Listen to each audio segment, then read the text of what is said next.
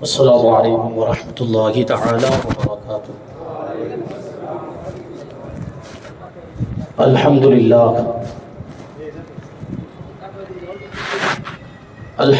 العلی الاکبر، والصلاة والسلام علی سید البشر وشفیع الامة یوم المحشر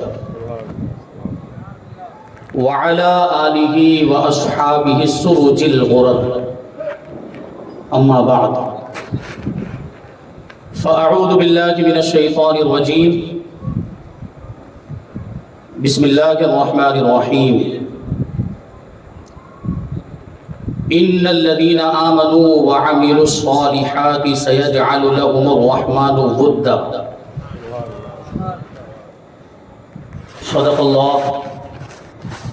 صدق اللہ مولانا العظیم وصدق رسولہ النبی الامین المتین الکریم، ونحن على ذلك لمن الشاہدین والشاکرین والذاکرین والحامدین، والحمد للہ رب العالمین۔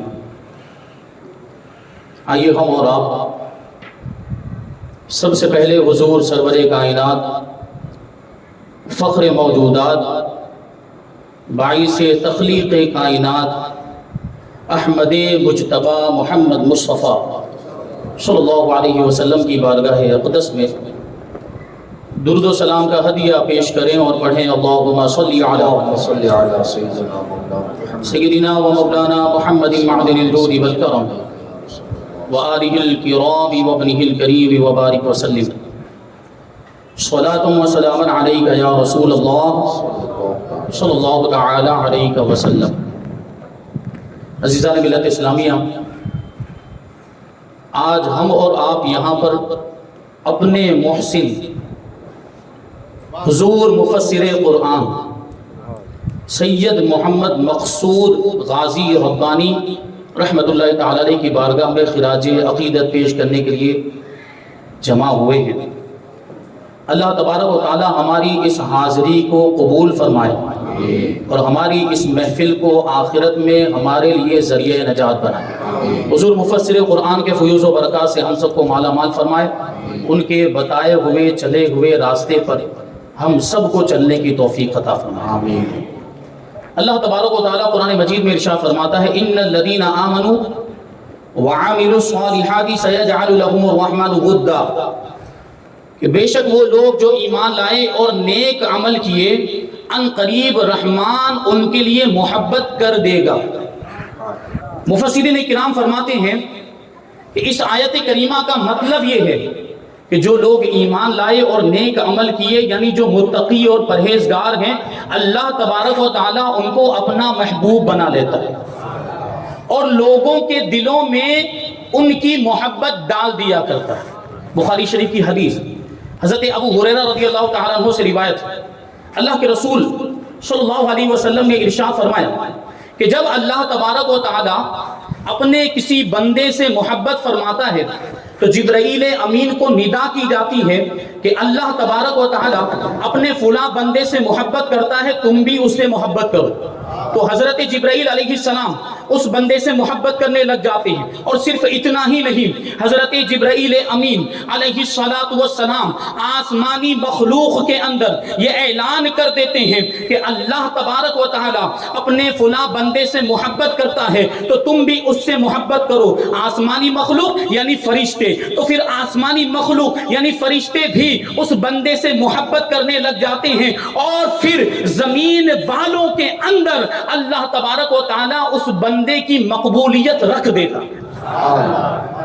اس آیت کریمہ اور حدیث پاک پر غور کریں تو ہمارے ممدوح حضور مفسر قرآن اس آیت کے بھی اور حدیث پاک کے بھی سچے مصداق نظر آتے ہیں۔ متقی پرہیزگار، اللہ تبارک و تعالیٰ نے لوگوں کے دلوں میں ان کی کیسی محبت پیدا فرمائی۔ یہ 200-250 کلومیٹر کا سفر طے کر کے سورج سے آئے، یہ محبت نہیں تو اور کیا؟ یہ مقبولیت نہیں تو کیا ہے کہ اتنا بڑا مجمع ان کے نام پر جمع ہو گیا۔ یہ حضور مفسر قرآن کی ذات اور ان کی شخصیت اللہ تبارک و تعالیٰ نے کیسا مقام اور کیسا مرتبہ عطا فرمایا، اور خاندان بھی کیسا عظیم الشان خاندان، حسینی سادات کا خاندان، حسینی سادات کا گھرانہ۔ بیان کرنے والے بیان کرتے ہیں کہ 34 واسطوں سے حضور مفسر قرآن کا شجرہ نسب حضور پاک صلی اللہ علیہ وسلم سے جا کر مل جاتا ہے۔ مجھے 2 فرمائش کی گئی ہے، دوسری فرمائش کے بارے میں بعد میں بتاؤں گا۔ پہلی فرمائش یہی ہے کہ شجرہ سنایا جائے۔ اللہ تعالیٰ کی توفیق سے مجھ میں کچھ نہیں، یہ بزرگوں کا فیضان ہے۔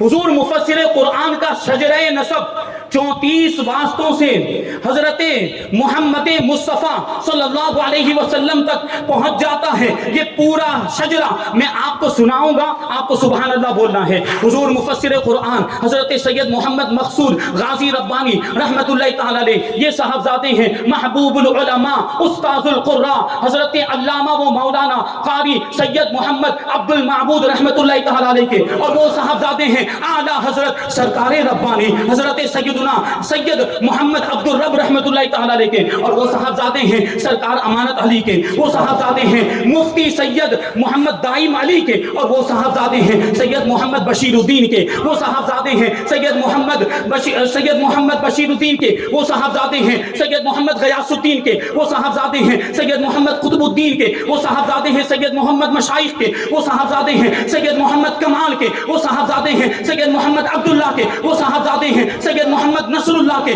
وہ صاحبزادے ہیں سید محمد معروف کے، وہ صاحبزادے ہیں سید محمد ناصر الدین کے، وہ صاحبزادے ہیں سید محمد بندگی معروف کے، اور وہ صاحبزادے ہیں سید ابو اسحاق کیمیا نظر کے، اور وہ صاحبزادے ہیں سید صدر الدین راجو قطان جو حضرت مخدوم جہانیہ جہاں گشت رحمت اللہ تعالی علیہ کے برادر خرد ہیں، اور ان کے جانشین اور ان کے خلیفہ ہیں، اور وہ صاحبزادے ہیں سید احمد کبیر کے، وہ صاحبزادے ہیں سید جلال الدین کے، وہ صاحبزادے ہیں سید علی المؤید کے، وہ صاحبزادے ہیں سید محمد جعفر کے، وہ صاحبزادے ہیں سید احمد کے، وہ صاحبزادے ہیں سید محمد کے، وہ صاحبزادے ہیں سید عبداللہ کے، وہ صاحبزادے ہیں امام علی اشقر یا امام علی اصغر کے، وہ صاحبزادے ہیں امام محمد جعفر زکی کے، وہ صاحبزادے ہیں امام علی تقی کے، وہ صاحبزادے ہیں امام علی نقی کے، وہ صاحبزادے ہیں امام موسیٰ کاظم رحمت اللہ تعالی کے، اور وہ صاحبزادے ہیں امام جعفر صادق رضی اللہ تعالیٰ عنہ کے، وہ صاحبزادے ہیں امام محمد باقر رضی اللہ تعالیٰ عنہ کے، اور وہ صاحبزادے ہیں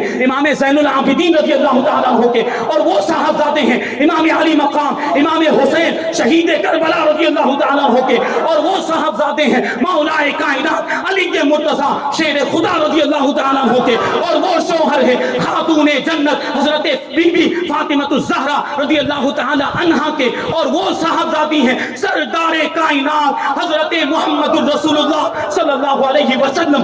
سبحان اللہ، نعرہ تکبیر، نعرہ رسالت، جشن مفسر قرآن، اذان حضور مفسر قرآن، اذان حضور ثانی سرکار ربانی، نعرہ رسالت۔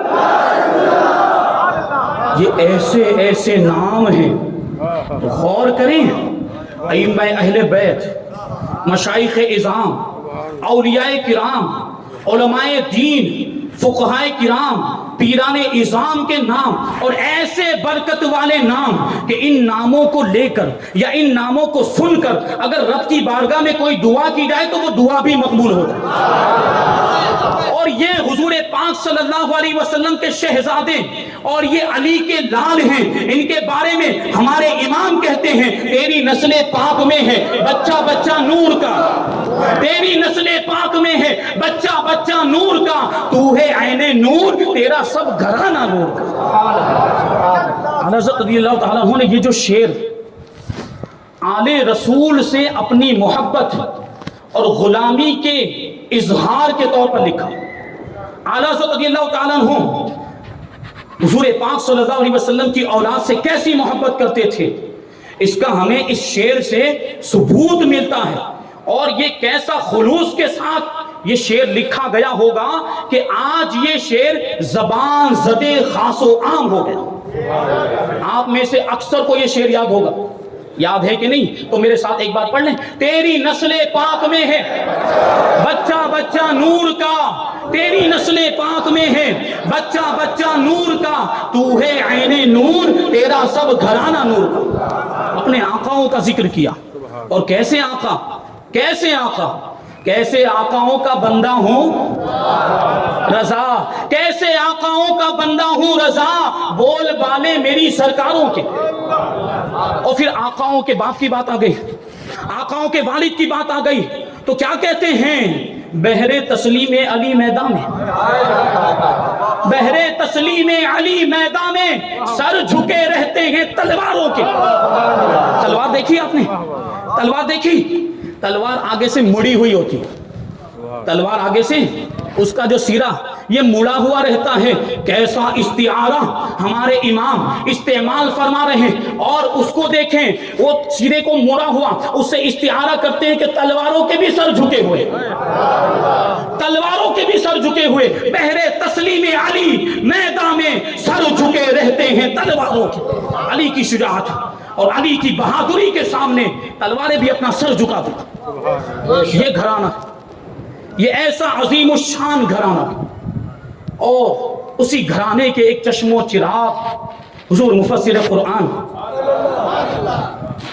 حضرت سید قاضی ربانی رحمۃ اللہ تعالی علیہ کی بارگاہ میں ہم خراج عقیدت پیش کرنے کے لیے جمع ہوئے. دوسری فرمائش کی بات، میرے احباب نے یہ فرمائش کی، خاص طور پر سورت والے، کہ حضرت جو سورت میں حضور مفسر قرآن کے عرس کے موقع پر جو بیان کیا تھا، وہ کچھ باتیں یہاں بھی عرض کی جائیں. دیکھیے، ہم حضور مفسر قرآن کی شان بیان کرتے ہیں، ہم حضور مفسر قرآن کی تعریف کرتے ہیں. ہمارے تعریف کرنے کی وجہ سے، ہمارے بیان کرنے کی وجہ سے کیا حضرت کا مرتبہ بڑھنے والا ہے؟ ہم نہیں بڑھا سکتے. ان کو تو رب نے بلند مرتبہ عطا فرمائے، ان کو تو ان کے رب نے درجات عالیہ عطا فرمائے، ان کو تو ان کے رب نے فضائل و کمالات عطا فرمائے. ہم ان کا ذکر کرتے ہیں، ہم اپنے فائدے کے لیے، ہم اب ان کا ذکر کرتے ہیں تو ان کے مرتبے میں اضافہ نہیں ہوتا، ہمارے مرتبوں میں اضافہ ہو جاتا ہے. ہم قابل تعریف بن جاتے ہیں، ہم قابل تعریف بن جاتے ہیں. اور ہم جب ان کی شان بیان کرتے ہیں تو ہماری گفتگو مہکنے لگ جاتی ہے. جب ہم ان کی تعریف بیان کرتے ہیں تو ہمارے بیان سے خوشبو آنے لگ جاتی ہے. یہ ان کا تذکرہ، یہ ان کا ذکر ہے. اور میں یہ ہوا میں بات نہیں کر رہا، مجھے پہلے کچھ بھی نہیں آتا تھا، مجھے خاندان ربانی کے تعلق سے الف اور با بھی نہیں معلوم تھا.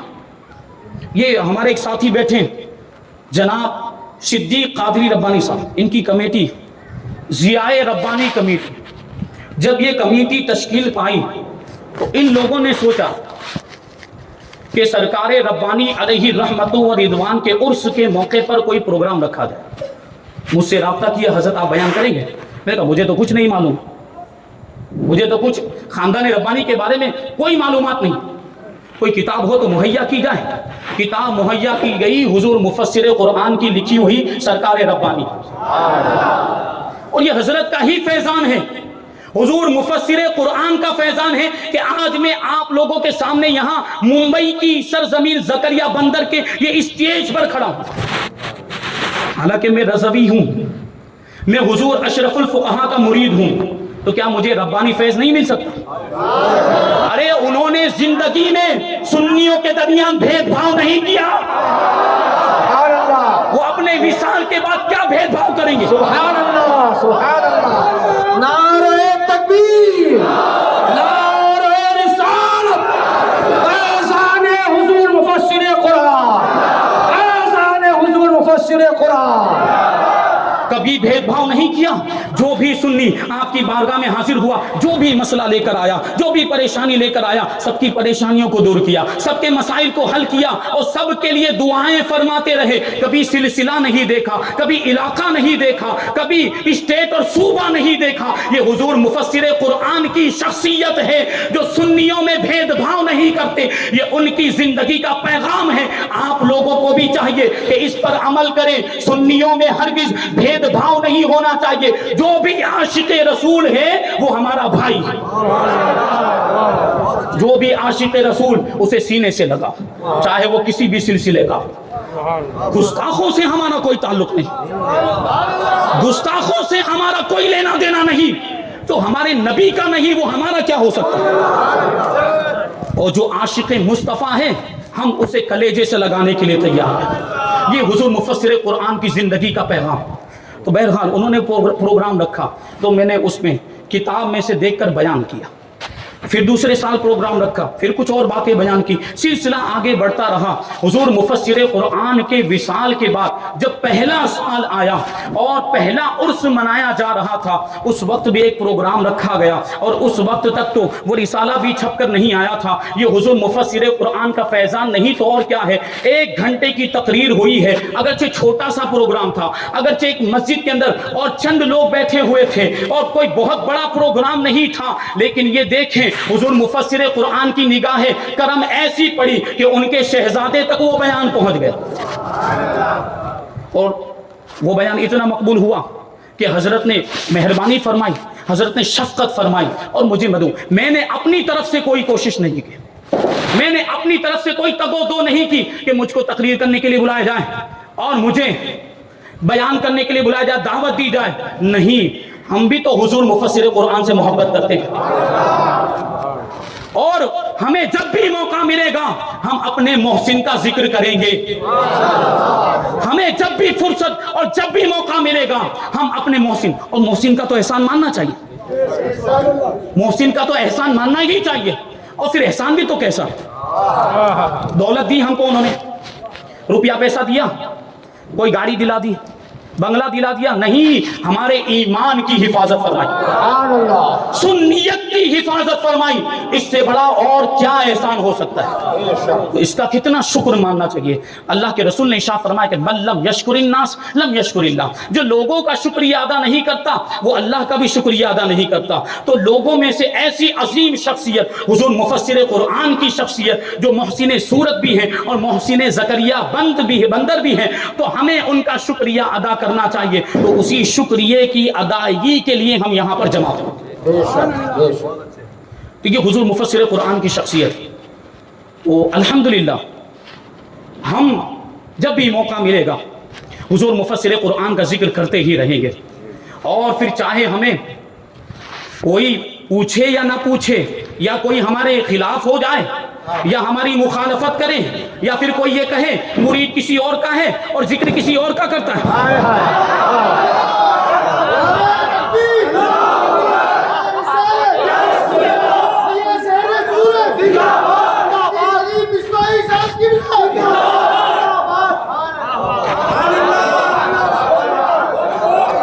ہم تو کرتے رہیں گے اپنے محسن کا تذکرہ، اب چاہے نذرانہ ملے یا نہ ملے، ہمیں حضور مفسر قرآن کا ذکر کرنے کے لیے کسی نذرانے اور ہدیے کی حاجت ہی نہیں۔ آپ فری میں بلا کر دیکھ لیجئے، میں ضرور آؤں گا اور 1 گھنٹے سے زیادہ تقریر کروں گا،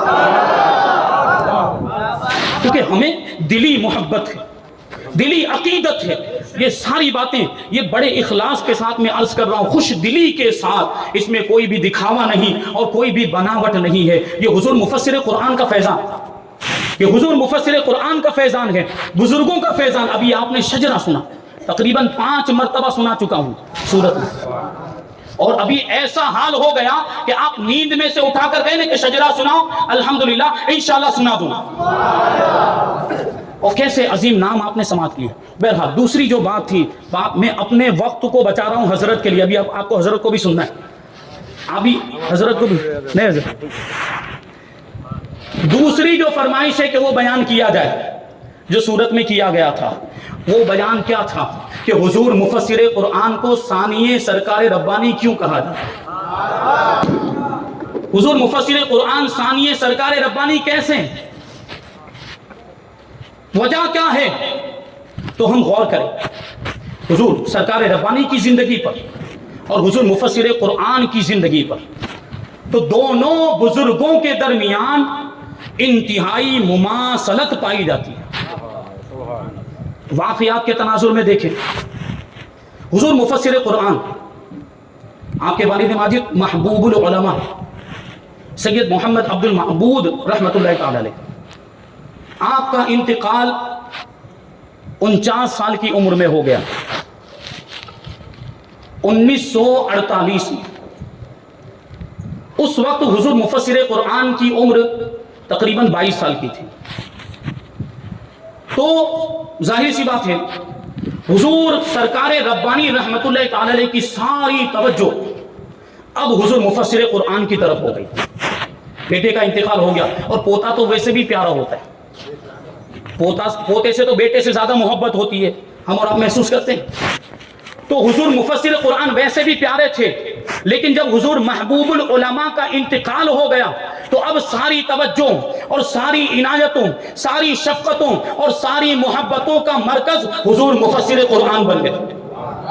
اب حضور مفسر قرآن نے، حضور سرکار ربانی نے اپنی نگرانی میں حضور مفسر قرآن کی تربیت فرمائی، اور ایسی تربیت فرمائی کہ حضور مفسر قرآن کو سرکار ربانی نے اپنا آئینہ بنا دیا۔ ساری صفتیں، ساری خوبیاں، ایسا معلوم ہوتا ہے کہ انڈیل دی گئی تھی، ایسا معلوم ہوتا ہے۔ اور آپ نے بھی واقعہ سنا، اٹاوا سے جب لوگوں نے درخواست کی تھی کہ حضرت آپ تشریف نہیں لا رہے تو اپنے خاندان کے کسی فرد کو بھیج دیں تاکہ ہم ان سے فیض حاصل کریں، تو سرکار ربانی کی نگاہ انتخاب اگر کسی پر پڑی ہے تو وہ حضور مفسر قرآن، اور مفسر قرآن کو بھیجا، اٹاوا بھیجا، ساتھ میں اٹاوا والوں کے لیے ایک خط لکھ کر بھیجا۔ اب اٹاوا والوں نے جب وہ خط کھولا تو اس میں لکھا ہوا تھا کہ میں اپنے خاندان کے سب سے زیادہ متقی نوجوان کو تمہارے پاس بھیج رہا ہوں، یہ میرا خلیفہ ہے اور میرے بیٹے کا بھی بیٹا ہے، اس سے فیض حاصل کرو۔ اور خطیب الہند حضرت مفتی سید مظہر ربانی رحمت اللہ تعالی علیہ نے اسی بمبئی کی سرزمین پر منبر رسول پر یہ بات کہی تھی کہ اگرچہ میں عمر میں بڑا ہوں اور غازی ربانی مجھ سے عمر میں کم ہے، لیکن تقوی میں مجھ سے آگے، یہ تقوی ہے۔ اور پھر غور کریں، وہ شاعر کہتا ہے کسی عاشق نے کیا ہی خوب بات کہی تھی کہ آپ کی باتیں اللہ اکبر، آپ کا چہرہ نورانی، آپ کی باتیں اللہ اکبر، آپ کا چہرہ نورانی، اہل طریقت نے دیکھا ہے تقوی سید غازی کا، یہ تقوی ہے۔ اور پھر ابھی بات کہتے کہتے وہ رہ گئی کہ حضور مفسر قرآن کے متقی اور پرہیزگار ہونے کی ضمانت اور سند کس نے عطا فرمائی؟ سرکار ربانی نے، جو آپ کے پیر ہیں۔ آج مرید تو اپنے پیر کو خوب اڑاتے ہیں۔ ہمارے شیخ حضور اشرف الفقہ ایک جملہ ایک اکثر کہا کرتے تھے کہ پیرا نمی پرن مریدہ می پرانند، پیر اڑتے نہیں مرید اڑاتے ہیں۔ مریدوں کا تو یہی معاملہ ہے، پیر کو خوب، ابھی حضرت کہہ رہے تھے ولی بنا دیتے پیر کو ولی، لیکن ہر پیر ولی نہیں ہوتا۔ ہمارا پیر حضور مفسر قرآن وہ شان کے مالک کہ آپ کے تقوی اور پرہیزگاری کی سند حضور سرکار ربانی عطا فرما رہے ہیں۔ اس سے بڑی سند اور کیا ہوگی، اس سے بڑی دلیل اور کیا ہوگی؟ مرید تو تعریف کرتے ہی ہے، اصل تعریف وہ ہے جو پیر کی زبان سے نکلے، یہ تقوی۔ اور پھر آپ یہ بھی بات ذہن میں رکھیں، آپ نے تو کرامتیں بھی سنی ہیں حضور مفسر قرآن کی، اور ایک کرامت حضرت سے ابھی میں درخواست کروں گا کہ حضرت ابھی جب مائک پہ تشریف لائیں گے تو سورت میں جو حضرت نے ایک کرامت حضور مفسر قرآن کی سنائی تھی امیر الدین صاحب کے تعلق سے، وہ کرامت آپ کو سنائیں گے، بڑی پیاری کرامت۔ تو یہ ساری کرامتیں بھی ہیں، ظاہری کرامتیں بھی ہیں، لیکن ایک ولی کی سب سے بڑی کرامت اس کا تقوی اور پرہیزگاری۔ اللہ تعالیٰ ارشاد فرماتا ہے ان اکرمکم عند اللہ اتقاکم، کہ بے شک تم میں اللہ کے نزدیک سب سے زیادہ عزت والا وہ ہے، سب سے زیادہ کرامت والا وہ ہے جو تم میں سب سے بڑا متقی اور پرہیزگار ہے۔ یہ حضور مفسر قرآن کی شان۔ اور تقوی کیسا؟ عبادت و ریاضت اب دیکھتے ہوئے چلیں، ثانیہ سرکار ربانی کیسے اور عکس سرکار ربانی کیسے۔ تو ہم پہلے سرکار ربانی کی عبادت و ریاضت کو دیکھیں۔ سرکار ربانی रहमतुल्लाहि ताला अलैह की इबादत के बारे में हुजूर मुफस्सिर कुरान खुद फरमाते हैं, रात रात भर तक इबादत किया करते थे, अल्लाह की बारगाह में रोया करते थे, गिड़गिड़ाया करते थे, दरवाजा कमरे का बंद कर लेते थे, घर वालों को बसा औकात पता नहीं चल पाता था कि अंदर गिड़गिड़ा रहे हैं, अंदर अल्लाह की बारगाह में रो रहे हैं। लेकिन कभी कभी ऐसा होता, रास्ते से गुजरने वाले, मकान के करीब से गुजरने वाले, जब उनको आवाज पहुंचती तो वहां रुक जाते थे, वहां ठहर जाते थे, और मखदूमा हजरत हुजूर मुफस्सिर कुरान की जद्दे मुअज़्ज़मा हजरत सरकार रब्बानी रज़ी अल्लाह तआला अन्हु की अहलिया मोहतरमा फरमाती हैं कि रात को कभी मेरी आंख खुलती तो मैं सरकार रब्बानी को इबादत और नमाज पढ़ते हुए पाता। अब हम आ जाएं हुजूर मुफस्सिर कुरान की तरफ। आपकी इबादत का आलम क्या, कैसी इबादत? नमाज़े पंजगाना की पाबंदी तो करते थे, और सिर्फ पाबंदी नहीं बल्कि जमाअत की भी पाबंदी, और सिर्फ जमाअत की पाबंदी नहीं, तकबीर ऊला की भी पाबंदी, तकबीर ऊला भी नहीं छूटती थी। और फिर पांचों वक्त की नमाजें तो पाबंदी के साथ हुजूर मुफस्सिर कुरान अदा करते थे, तहज्जुद की नमाज भी कभी नहीं छूटती थी। तहज्जुद में बेदार होते थे, फिर सोते नहीं थे, अल्लाह की बारगाह में दुआएं करते, रोते थे और गिड़गिड़ाते थे, और कभी कभी ऐसी कैफियत हो जाती थी कि रोते रोते आपकी दाढ़ी मुबारक तर हो जाया करती थी, और कभी कभी तो रोने की वजह से सिसकियां बंद जाया करती थी। ये मुमासलत और ये सिमिलरिटीज हुजूर सरकार रब्बानी और हुजूर मुफस्सिर कुरान।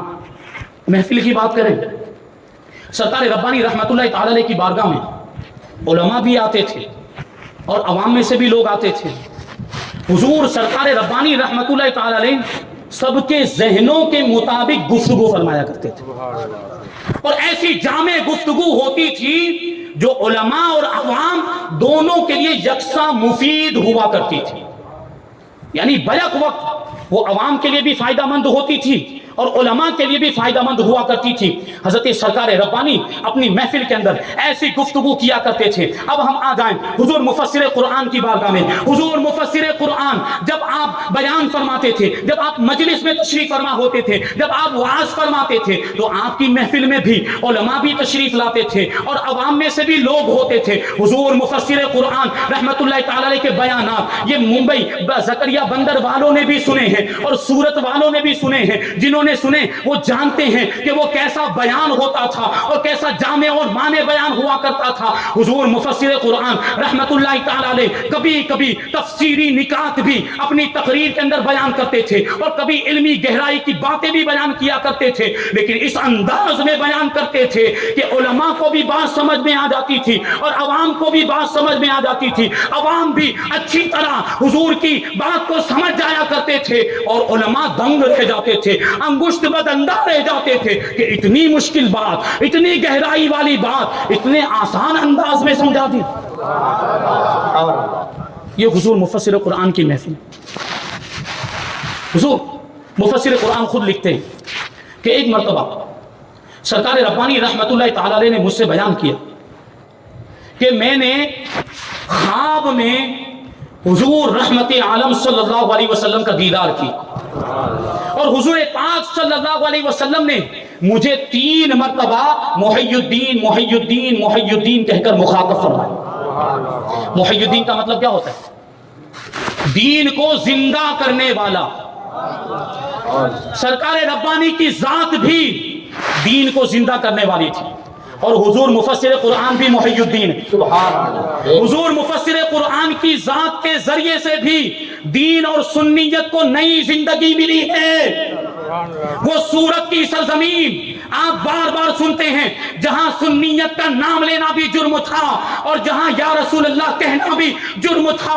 ये वहाबी कुत्ते, ये नजदी कुत्ते शान रिसालत पर भौंक रहे थे, नामूसे रिसालत पर कीचड़ उछाल रहे थे, लेकिन अली के घराने का शेर जब मैदान में उतरा है और मैदान में उतरने के बाद वो दहाड़ लगाई कि सारे वहाबी नजदी कुत्ते मैदान छोड़कर भाग गए। वो किसी शायर ने कहा कि अली का घर भी क्या घर है कि उस घर का हर बच्चा, अली का घर भी क्या घर है कि उस घर का हर बच्चा जहां पैदा हुआ शेर खुदा मालूम होता है। یہ حضور مفسر قرآن کی شان، سنیت کا بول بالا فرما دیا، نجدیت کا منہ کالا ہو گیا۔ اور آج ہم دیکھتے ہیں یہاں بمبئی کی سرزمین پر بھی یا سورت کی سرزمین پر بھی آج جو سنیت کی بہاریں اور جو سنیت کی رونقیں، یہ حضور مفسر قرآن کے قدموں کا صدقہ ہے، ماننا پڑے گا، یہ حضور مفسر قرآن کے قدموں کی برکتیں۔ اور غور کرنے کی ضرورت ہے، 60 سال سورت والوں کو دے دیے اور 72 سال زکریا بندر والوں کو دے دیے، معمولی مدت ہے؟ کتنی لمبی مدت، 72 سال، چھوٹا بچہ بوڑھا ہو جائے، اور 72 سال پہلے جو لوگ موجود ہوں گے ان میں سے کتنے لوگ دنیا سے رخصت ہو چکے ہوں گے، کتنی عظیم مدت، اور ایک ہی اسٹیج پر 72 سال تک وعظ فرمایا۔ ہم اور آپ وعظ کریں 1 سال 2 سال ہمارا مواد ختم ہو جاتا ہے، ہمارے پاس باتیں نہیں رہتی، یہ تو پچھلے سال بیان کر چکے، اس سے پہلے بیان کر چکے، تو کیسا علم ہوگا حضور مفسر قرآن کا، کیسا علم ہوگا؟ 72 سال تک ایک ہی اسٹیج سے بیان کرتے۔ اور ہم سورت کے بھی واقعہ سنتے کہ ایک ایک دورے میں 60 پروگرام ہوتے تھے، اور پروگرام میں شرکت کرنے والے لوگوں کا بیان ہے کہ 60 پروگراموں میں ہم نے شرکت کی، ایک بھی بات ریپیٹ نہیں ہوئی۔ یہ حضور مفسر قرآن، اب سمجھ میں آ رہا ہے لوگوں کو۔ وہ کہتے ہیں نا، نعمت جب قریب ہوتی ہے تو قدر نہیں ہوتی، اور چلی جاتی ہے تو پتہ چلتا ہے کیسی نعمت۔ اللہ تعالیٰ کی بہت بڑی نعمت کا نام ہے حضور مفسر قرآن، جو اللہ تعالیٰ نے ہمیں عطا فرمائی۔ تو اس وقت تو قدر نہ کر سکے، اب کر لیں۔ قدر کرنے کا کیا مطلب؟ ان کے مشن کو آگے بڑھائیں، ان کی تعلیمات پر عمل کریں۔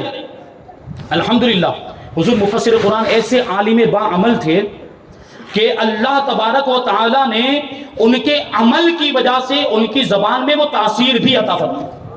آج ہماری آپ کی زبان میں تاثیر نہیں، کیونکہ عمل کے معاملات گڑبڑ ہیں، لیکن حضور مفسر قرآن متقی، پرہیزگار اور با عمل عالم دین، تو کیسی تاثیر عطا فرمائی۔ ہم مریدین کو دیکھتے ہیں، الحمدللہ مریدین کی اکثریت، حضور مفسر قرآن کے مریدین کی اکثریت، سب کے چہروں پر داڑھی سجی ہوئی، سنت رسول سجی ہوئی ہے، اور لباس بھی اسلامی لباس ہے، نماز کے پابند نظر آتے ہیں، شریعت کے پابند نظر آتے ہیں، اور سر کے اوپر اکثر ٹوپی رکھے ہوئے نظر آتے ہیں۔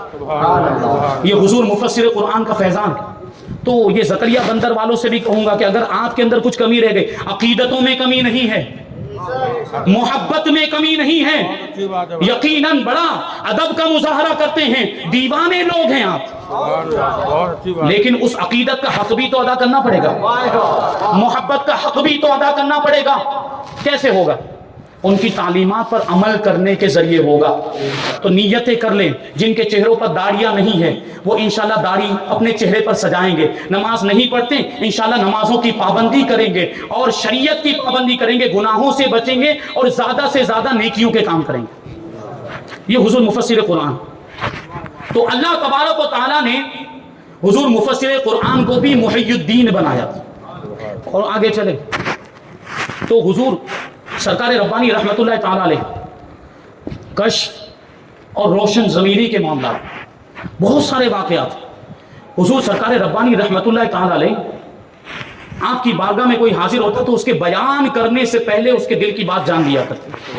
حضور مفسر قرآن خود فرماتے ہیں کہ ہم بھائی آپس میں کمرے کے اندر بیٹھ کر بات کر رہے ہوتے، اور کسی مسئلے پر گفتگو ہو رہی ہوتی، بحث و مباحثہ ہو رہا ہوتا، مسئلہ حل نہیں ہو پاتا، دوسرے دن یا اسی دن جب حضرت کی بارگاہ میں حاضر ہوتے تو حضرت کچھ بھی کہنے سے پہلے اس مسئلے کا جواب عطا فرما دیا۔ یہ روشن ضمیری۔ ایک مرتبہ کیا ہوا کہ خطیب الہند حضرت مفتی سید مظہر ربانی رحمت اللہ تعالی علیہ فیض آباد میں ایک جلسے میں تقریر کرنے کے لیے تشریف لے گئے۔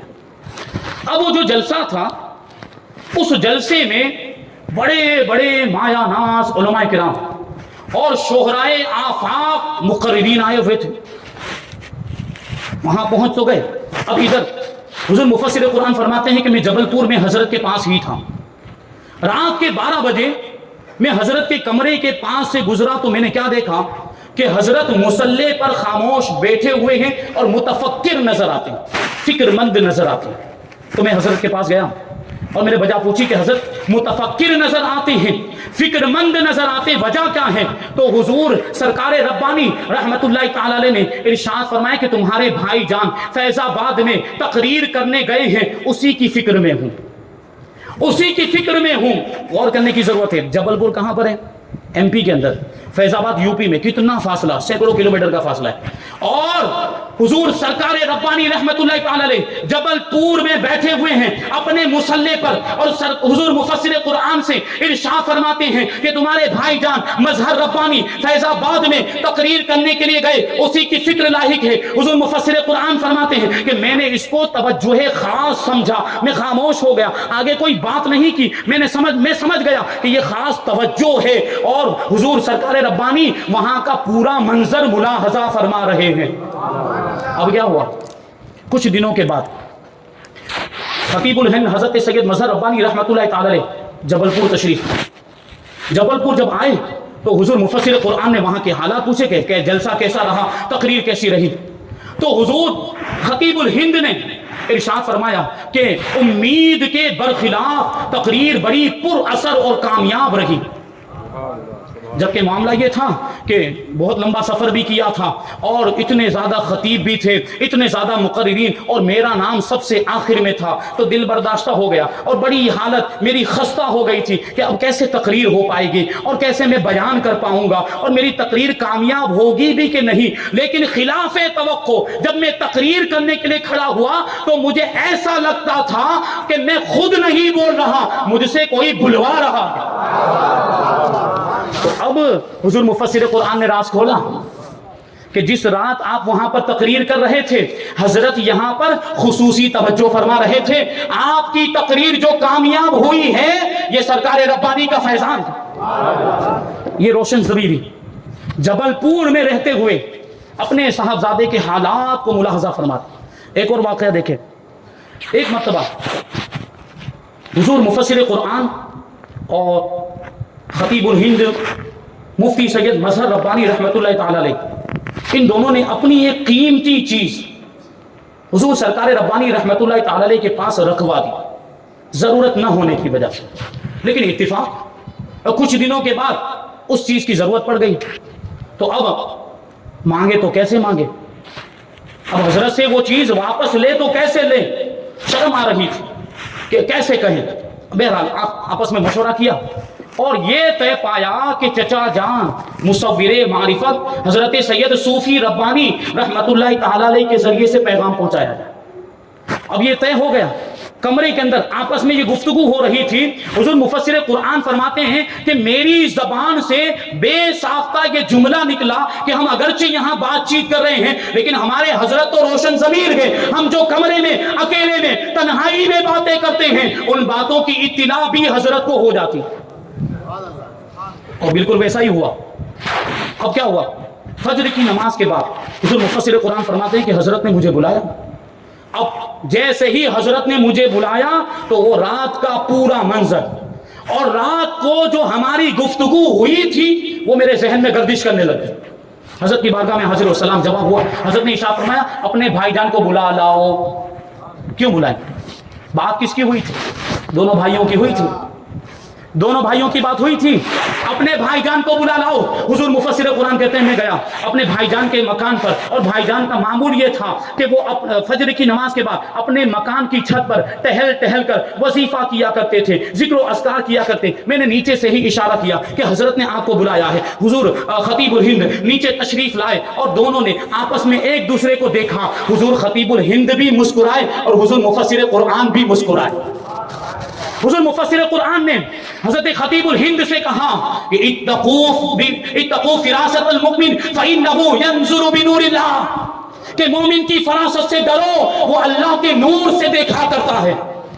یقیناً ہمارے حضرت کو ہماری باتوں کا پتہ چل گیا ہے، ہماری جو رات میں گفتگو ہوئی ہے اس پر اطلاع ہو گئی۔ حضرت نے اپنے کشف کے ذریعے سے اور روشن ضمیری کے ذریعے سے ہماری ساری باتوں کو جان لیا ہے۔ اب کیا کہتے ہیں کہ چلیے دیکھیے، جہاں پہنچتے ہیں حقیقت واضح ہو جائے گی۔ تو یہ دونوں شہزادے حضور سرکار ربانی رحمت اللہ تعالی کے مکان پر پہنچے۔ ابھی دستک دینا چاہتے تھے کہ دروازہ خود بخود اندر سے کھل گیا۔ دیکھتے کیا ہے، کھولنے والا کوئی اور نہیں بلکہ خود سرکار ربانی تھے۔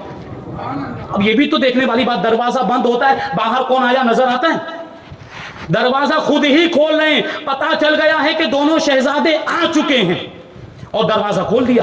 اور جب حضور مفسر قرآن اور خطیب الہند سید محمد مظہر ربانی رحمۃ اللہ تعالی علیہ حضرت کی بارگاہ میں پہنچے، سلام کیا، حضرت نے جواب دیا، اور ابھی کچھ بھی گفتگو نہیں ہوئی کہ حضور سرکار ربانی رحمۃ اللہ تعالی علیہ ارشاد فرماتے کہ لو اپنی امانت واپس لے جاؤ۔ امانت کے تعلق سے فکر مند تھے، حضرت نے بغیر کچھ کہے امانت عطا فرما دی۔ یہ سرکار ربانی کی روشن ضمیری۔ اب ہم حضور مفسر قرآن کی روشن ضمیری دیکھیں، حضور مفسر قرآن کا کشف دیکھیں۔ یہ تو مریدین نے بارہا ملاحظہ کیا۔ مریدین حضرت کی بارگاہ میں حاضر ہوتے تھے کبھی دعا کروانے کے لیے، اور بیٹھتے، کبھی ایسا ہوتا نا کہ ہمت نہیں ہوتی روب کی وجہ سے، ہیبت کی وجہ سے کہ پیر صاحب ہیں، تو حضور مفسر قرآن کی بارگاہ میں لوگ حاضر ہوتے تھے اور دعا کروانے کے لیے حاضر ہوتے تھے۔ ابھی دعا زبان پر نہیں آتی تھی کہ حضور مفسر قرآن ان کے دل کے حالات کو جان کر بالکل وہی دعا فرما دیا کرتے۔ بس اوقات یہ چیز دیکھی ہے لوگوں نے اور ملاحظہ بھی کیا، اور ایسا ہوتا تھا اکثر آپ کی بارگاہ میں علماء بھی آتے تھے۔ حضور مفسر قرآن کی بارگاہ میں علماء الجھنے لے کر آتے تھے اور مسائل لے کر، جو مسئلہ حل نہیں ہو رہا ہے ایسا مسئلہ لے کر آتے تھے، اور کبھی کوئی مشکل لے کر آتے تھے، کبھی کوئی پریشانی لے کر آتے تھے۔ حضور مفسر قرآن کی بارگاہ میں آ کر بیٹھتے، اور کبھی کبھی اب جب گفتگو چل رہی ہوتی تو خاموشی کے ساتھ تھوڑی دیر تک وہ بیٹھے رہتے تھے۔ ان کے دل میں سوال ہے، ان کے ذہن میں سوال ہے، اور ان کے ذہن میں وہ الجھن ہے۔ حضور مفسر قرآن جب گفتگو فرماتے تھے تو بسا اوقات وہ جو سوال ذہن میں رکھ کر آئے تھے ان کے بیان کرنے سے پہلے حضور مفسر قرآن کی گفتگو میں ان کو اس سوال کا جواب مل جایا کرتا تھا۔ ایک مرتبہ کا واقعہ حضرت نے خود بیان کیا کہ حضرت سورت کے دورے پر تشریف لائے تھے، ثانیہ مفسر قرآن، مہر تصدیق ثبت ہو چکی ہے، علماء کرام موجود، لقب عطا ہو چکا ہے، اور یہ بالکل اسم با مسمہ ہے، ثانیہ مفسر قرآن۔ نعرہ لگے گا، ثانیہ مفسر قرآن، ثانیہ مفسر قرآن۔ ہم بات کر رہے ہیں ثانیہ سرکار ربانی کی، اور یہ ہے ثانیہ مفسر قرآن۔ تو حضور مفسر قرآن کی روشن ضمیری حضرت بیان کرتے ہیں کہ ایک مرتبہ میں سورت کے دورے پر تھا، اور پروگرام جاری ہے مسلسل، ایک دن دو دن، اور حضرت کا یہ معمول تھا کہ روزانہ فون کرتے تھے اور خیریت دریافت کرتے تھے۔ روزانہ فون کرتے اور خیریت دریافت کرتے، آج کہاں پروگرام تھا، کیسے حالات ہیں، کہاں دعوت تھی، وغیرہ وغیرہ۔ لیکن 3 دن ہو گئے حضرت کا فون نہیں آیا، 3 دن تک حضور مفسر قرآن کا فون نہیں آیا۔ حضرت پریشان، کیا ہو گیا؟ تو آپ نے سامنے سے فون کیا اور حضرت کو پوچھا کہ حضرت کیا آپ ہم سے ناراض؟ ابا جی، حضرت تو ابا جی فرماتے ہیں، ابا جی کیا کوئی ناراضگی ہے؟ پہلے معمول یہ تھا کہ روزانہ فون آتا تھا، روزانہ خبر گیری فرماتے تھے، روزانہ خبر لیا کرتے تھے، لیکن 3 دن ہو گئے حضرت آپ کا فون نہیں آیا ہے، کیا کوئی ناراضگی کا معاملہ ہو گیا ہے؟ تو ادھر سے حضور مفسر قرآن ارشاد فرماتے ہیں کہ بیٹا فکر کرنے کی ضرورت نہیں، تمہیں کیا لگتا ہے کہ ہم تمہاری حالت سے بے خبر ہیں؟ نہیں، ہمیں ساری چیزوں کی خبر ہے۔ پرسوں تمہارا پروگرام کہاں تھا یہ بھی ہم کو معلوم ہے، کل تمہارا پروگرام کہاں پر تھا یہ بھی معلوم ہے، اور آج کہاں پر پروگرام یہ بھی ہم جانتے ہیں، آج دعوت کہاں تھی وہ بھی معلوم ہے، وہ بھی ہم جانتے ہیں، اور یہاں تک فرمایا کہ کل کے پروگرام میں آپ کو جو لفافہ ملا ہے اس لفافے میں رقم کتنی ہے وہ بھی ہم جانتے ہیں۔ سبحان اللہ، تو وہ رقم بھی بتا دی، اور حضرت نے ابھی تک وہ لفافہ کھول کے دیکھا بھی نہیں تھا، حضرت نے وہ لفافہ کھول کر دیکھا بھی نہیں تھا۔ اب جب لفافے کو کھولا ہے اس میں اتنی ہی رقم موجود تھی جو حضور مفسر قرآن نے ارشاد فرمایا۔ یہ ہے روشن ضمیری، یہ ہے روشن ضمیری حضور مفسر قرآن۔ بات کو سمیٹ رہا ہوں، آخری بات کہ وفات کے اندر بھی کیسی مماثلت، وفات کے اندر بھی سرکار ربانی رحمۃ اللہ تعالی علیہ کے جب آخری ایام تھے تو بالکل خاموشی اختیار فرمائی، بات نہیں کرتے، ضرورت جتنی بات۔ حضور مفسر قرآن نے عرض کیا حضرت کچھ فرماتے کیوں نہیں؟ ارشاد فرمایا خاموشی معنی دارت کے در گفتن نمی آیت، یہ خاموشی میں جو بات ہے وہ بولنے میں نہیں، تو یہ خاموشی کا معاملہ تھا۔ حضور مفسر قرآن کا بھی یہی معاملہ، آخری ایام میں گفتگو کرنا بند کر، خاموش، ضرورت جتنی بات، ہمیشہ ذکر و اذکار، کچھ نہ کچھ پڑھتے رہتے تھے، ہونٹ مبارک ہلتے رہتے تھے، جس سے پتا چلتا تھا کہ کچھ نہ کچھ پڑھ رہے۔ اور قرآن سے تو کیسی محبت،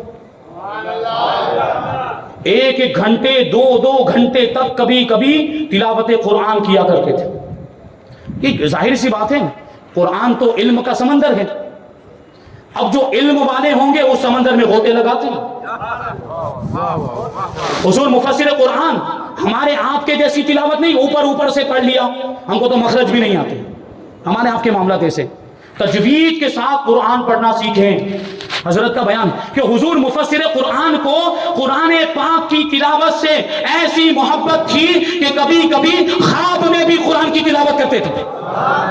اور ایسے ہی نہیں، خواب میں تو آدمی کچھ بھی بکتا ہے، الفاظ صحیح نہیں نکلتے، لیکن فرماتے ہیں حضور مفسر قرآن خواب میں بھی جب قرآن کی تلاوت کرتے تھے تو تجوید کی رعایت کے ساتھ پڑھتے تھے۔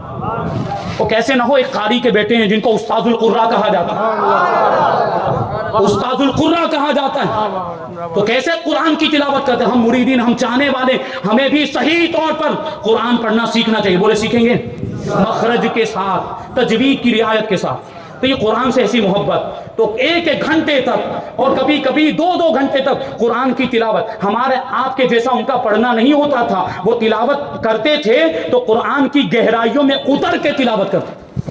اور قرآن ہم مفسر قرآن کہتے ہیں، عالم ربانی کہتے ہیں، ہم نے نہیں کہا، حضور حافظ ملت نے کہا، عالم ربانی جلالت العلم نے کہا، عالم ربانی استاذ العلماء نے کہا، عالم ربانی حضور مفسر قرآن کو بانی جامعہ اشرفیہ نے کہا۔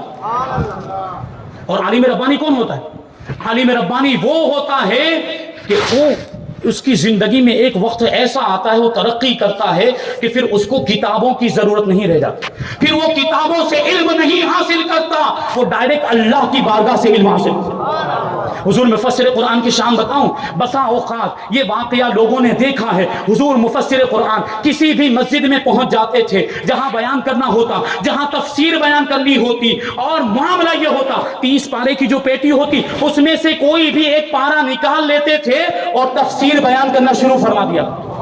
ہمارے آپ کے معاملات کیسے؟ ہمیں اگر تفسیر کرنی ہو نا تو ہمیں خوب مطالعہ کرنا پڑتا ہے، خوب تیاری کرنی پڑتی ہے، اور پھر اتنی ساری تیاری کے باوجود جب ہم تفسیر کرنے کے لیے کھڑے ہوتے ہیں تو پھر بھی وہ کتاب سامنے رکھنی پڑتی، تفسیر کی کتاب سامنے رکھنی پڑتی تھی۔ لیکن یہ حضور مفسر قرآن ہے، ان کو کتابیں دیکھنے کی ضرورت نہیں، اللہ کی بارگاہ سے علم عطا ہوا۔ بہرحال بات کہاں سے کہاں پہنچ گئی، حضور مفسر قرآن بیان کرتے ہیں کہ آخری ایام تھے، حضور سرکار ربانی رحمت اللہ تعالی علیہ، آخری دن ہے، اور اگلے دن حضور سرکار ربانی رحمت اللہ تعالی علیہ کا وصال ہو گیا۔ لیکن دیکھیں معمولات سلسلہ ربانیہ کی کیسی پابندی، کیا ہوا؟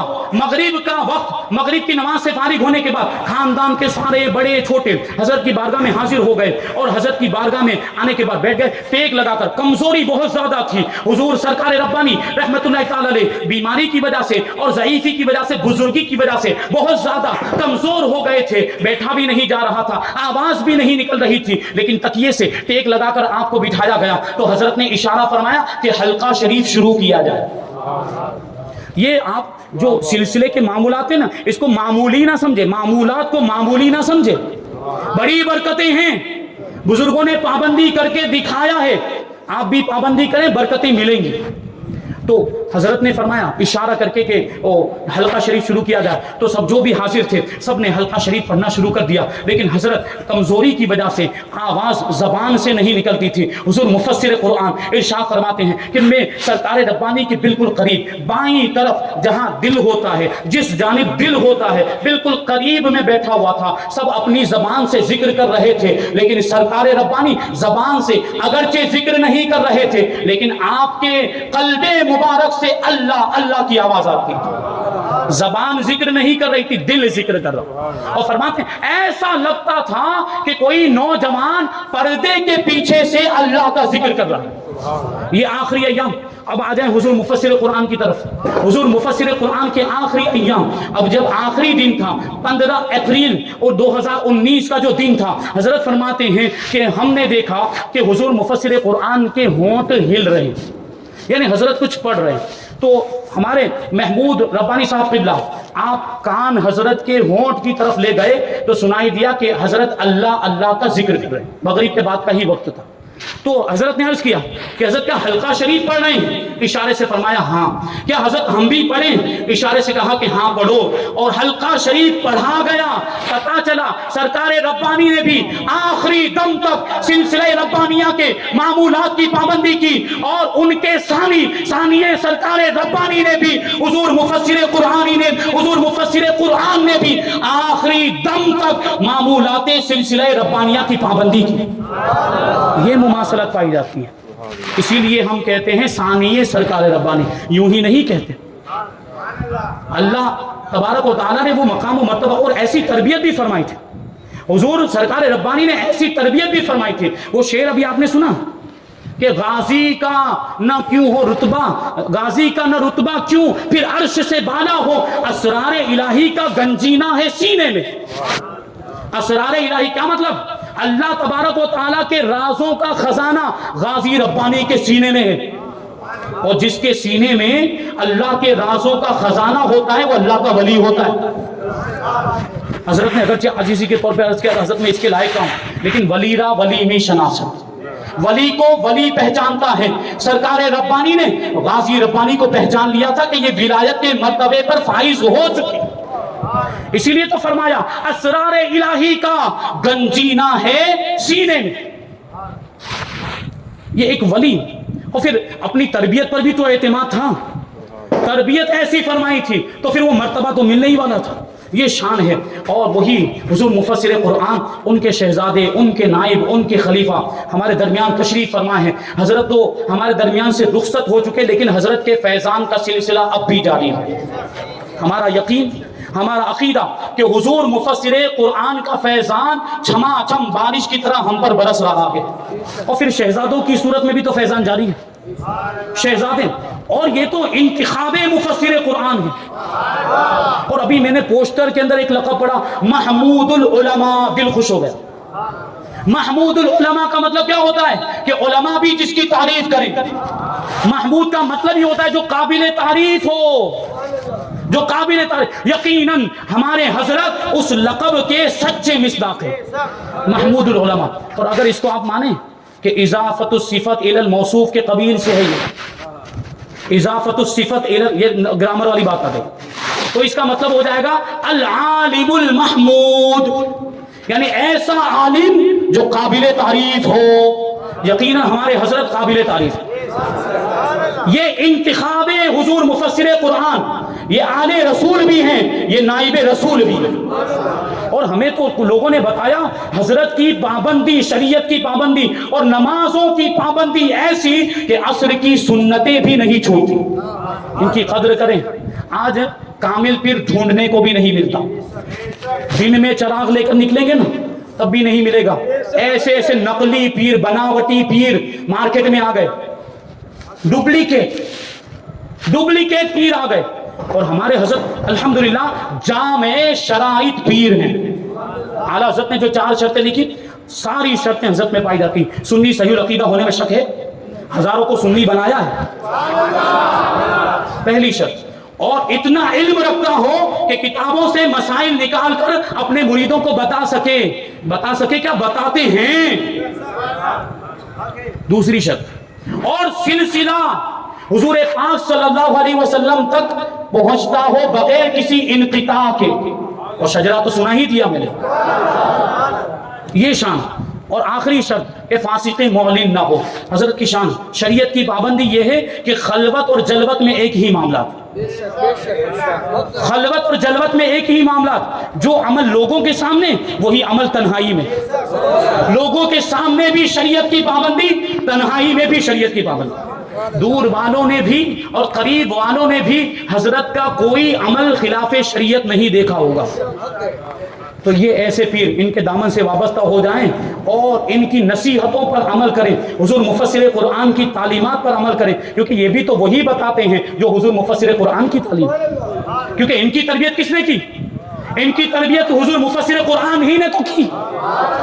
یہ جو بتائیں گے وہ مفسر قرآن کی بات ہے بیٹا ان کا، تو ان کے دامن سے وابستہ ہو جائیں تو دنیا بھی سنور جائے گی، اور ایک آلِ رسول سے محبت کرنے کی وجہ سے آخرت بھی سنور جائے گی۔ وما علینا الا البلاغ۔ السلام علیکم۔ سبحان اللہ سبحان اللہ سبحان اللہ مدلل سبحان اللہ۔ یہ مفتی صورت مفتی سلیم مصباح